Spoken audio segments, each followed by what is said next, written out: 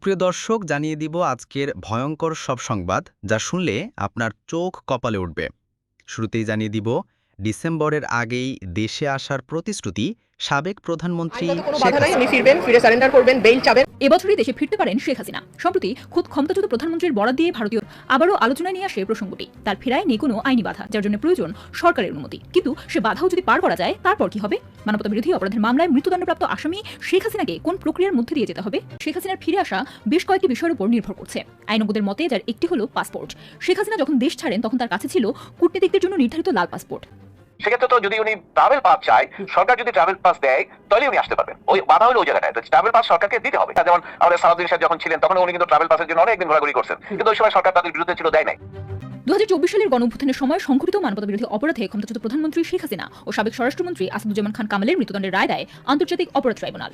এই সময়সীমা অতিক্রান্ত হওয়ার পর কোনো আপিল করা যাবে না। তিনি যদি আসতে চান, তিনি যদি সেই দণ্ড চ্যালেঞ্জ করতে চান, তাহলে তো তিনি নিজে নিজে আসতে হবে। আমরা যেমন তাকে আনার জন্য গ্রেফতারি পরোয়ানা দিয়ে আইনি প্রক্রিয়ায় তাকে আনার চেষ্টা করছি, তিনি নিজেও কিন্তু আসতে পারেন। তিনি নিজেও এসে সেই দণ্ড তিনি চ্যালেঞ্জ করতে পারেন, শুধু তার রাজনৈতিক কর্মকাণ্ডের উপরে নিষেধাজ্ঞা আছে।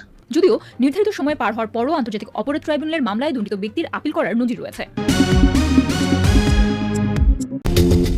একটি ঘোষণা আর তাতেই যেন আবারও নড়ে চড়ে বসেছে বাংলাদেশের রাজনীতি। মৃত্যুদণ্ডপ্রাপ্ত সাবেক প্রধানমন্ত্রী শেখ হাসিনা এবার জানালেন তিনি দেশে ফিরবেন। আমি বাংলাদেশে আসবো, হ্যাঁ ফাঁসি দিয়েছিলাম জানি, আসবো, তবে তার ক্ষমতা এসেছে, তার রাষ্ট্র পরিচালনা একটু দেশবাসী দেখুক। ছাত্র জনতার গণ অভ্যুত্থানে ক্ষমতাচ্যুত প্রধানমন্ত্রী শেখ হাসিনা একের পর এক বক্তব্যে দেশে ফেরার ইচ্ছার কথা জানাচ্ছেন, আবার কখনো বলছেন টুক করে ঢুকে পড়বেন। কিন্তু তার এই বক্তব্যের পর কেউ কেউ প্রশ্ন তুলছেন, দেশে ফিরতে যদি এতই ইচ্ছা থাকে তাহলে 2024 সালের 5 আগস্ট এবার সেই আশা পূরণের জন্য হাসিনাকে দেশে ফিরে আইনি প্রক্রিয়ার মুখোমুখি হওয়ার আহ্বান জানিয়েছেন সাবেক অন্তর্বর্তী সরকারের আইন উপদেষ্টা অধ্যাপক ডক্টর আসিফ নজরুল। শুধু সাবেক প্রধানমন্ত্রী দেশে ফেরার ইচ্ছাকে স্বাগত জানিয়ে আসিফ নজরুল বলেন, অন্তর্বর্তী সরকার শেখ হাসিনাকে দেশে ফিরিয়ে আনার জন্য ভারতের কাছে আনুষ্ঠানিকভাবে অনুরোধ করেছিল। যদি সেটি সত্যি হয় তাহলে ডিসেম্বর পর্যন্ত অপেক্ষা কেন? শেখ হাসিনা, আপনি এখনই দেশে ফিরে আসুন। জুলাই গণ অভ্যুত্থানের সময় শত শত মানুষের প্রাণহানির দায় নিয়ে আপনার বক্তব্য কি, সেটিও জনগণ জানতে চায়।